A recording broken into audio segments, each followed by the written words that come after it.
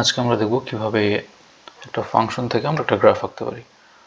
শুরুতেই আমরা একটা ফাংশন নিয়ে নিই, ধরে নিই এটা একটা function fx equal 5x minus 3। So এটা হচ্ছে আমাদের ফাংশন। এখন এই ফাংশনটা আমরা একটা গ্রাফে উঠাবো। তো সেটার আগেই আমরা আরেকটা কাজ করব, সেটা হচ্ছে আমরা নিজেরা কিছু ভ্যালু বসিয়ে এখান থেকে x এবং y এর ভ্যালু বের করব। সেটা কিভাবে বের করব?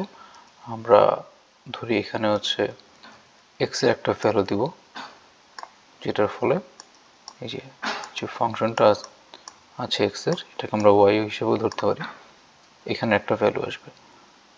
আমরা শুরু করি -2 দিয়ে। এই x এর ভ্যালু যদি আমরা -2 দিই, তাহলে এখানে আসতেছে কত? -10, -30, -13।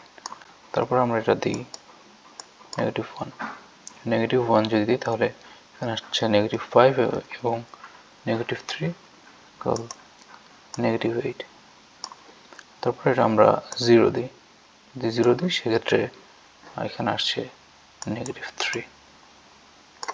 আমরা এই একইভাবে এই জায়গাটাতে আরেকটা কাজ করতে পারি, আরও কিছু ভ্যালু আমরা নেই। আমরা যদি এখানে -2, এখানে আমরা দেখি যদি আমরা +2 নিই তাহলে এখানে কত আসে দেখি। তাহলে আমরা এখানে ধরতেছি +2, এখানে আসলে 10 - 3 এখানে আসতেছে 7। আমরা যদি এখানে আবার 1 নিই, শুধু +1, তাহলে এখানে আসছে 2। আর যদি এখানে 0 নিই তাহলে 0 ফিল্ডটা এরকম থাকতেছে।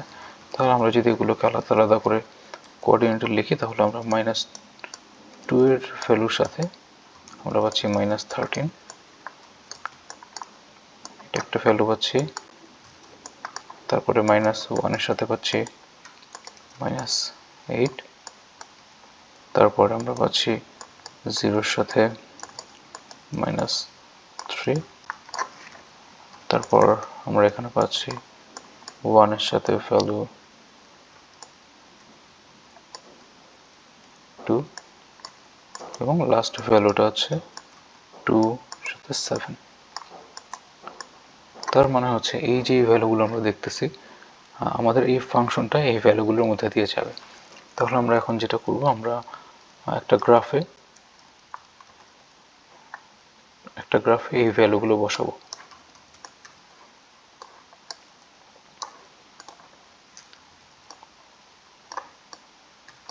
এখন এই গ্রাফে যদি আমরা ফার্স্ট ভ্যালুটা বসাই -2, তাহলে -2 এর জন্য -2 x অ্যাক্সিসে -2টা এখানে আছে, -2 এর জন্য আমরা পাচ্ছি -13 y অ্যাক্সিসে, তাহলে হচ্ছে এটা প্রায় গ্রাফের বাইরে চলে যাচ্ছে, এরকম একটা জায়গাতে আমরা একটা পয়েন্ট পাবো।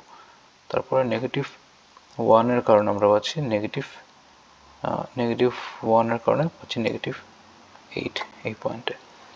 তারপরে 0 এর জন্য পাচ্ছি, এখানে যদি আমরা x এর ভ্যালু আমরা ধরছি 0, তাহলে y এর ভ্যালু পাচ্ছি -3, এখানে একটা ভ্যালু পাচ্ছি। তারপরে +1 যদি হয় x এর ভ্যালু, সেক্ষেত্রে y এর ভ্যালু হচ্ছে 2। আর যদি y এর ভ্যালু 2 হয়, সেক্ষেত্রে x এর ভ্যালু 2 হয়, সেক্ষেত্রে y এর ভ্যালু আমরা পাচ্ছি 7। এবং এগুলো যদি আমরা যোগ করি, আমরা এখানে একটা স্ট্রেট লাইনের মতো পাবো, যদি আমার একটা স্ট্রেট লাইন হচ্ছে না, কিন্তু মোরাললেস আমরা এরকম একটা সরল রেখা পাবো, যেটা এই বিন্দুগুলোর উপর দিয়ে যাবে। তাহলে হচ্ছে এই গ্রাফটাই পজিটিভ ইনফিনিটি এবং নেগেটিভ ইনফিনিটির দিকে যে 5x - 3 এটাকে রিপ্রেজেন্ট করবে। এখানে আমরা যদি 3,